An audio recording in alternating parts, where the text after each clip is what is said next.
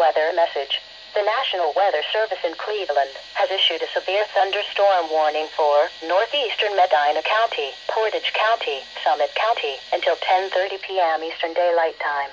At 9:26 p.m. Eastern Daylight Time, the National Weather Service Doppler radar indicated a line of severe thunderstorms capable of producing quarter-size hail and damaging winds in excess of 60 miles per hour. These storms were located along a line extending from Twinsburg to Macedonia to Brunswick and moving southeast at 25 miles per hour. Locations impacted include Akron, Ravenna, Hudson, Streetsboro, Manaway, Cuyahoga Falls, Garrettsville, Barberton, Kent, Talmadge. This is a dangerous storm. Seek shelter inside now and stay away from windows.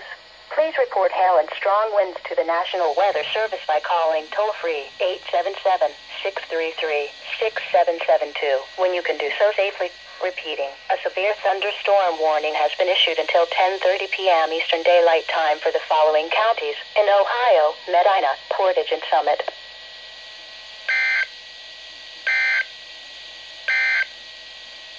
A flash flood warning.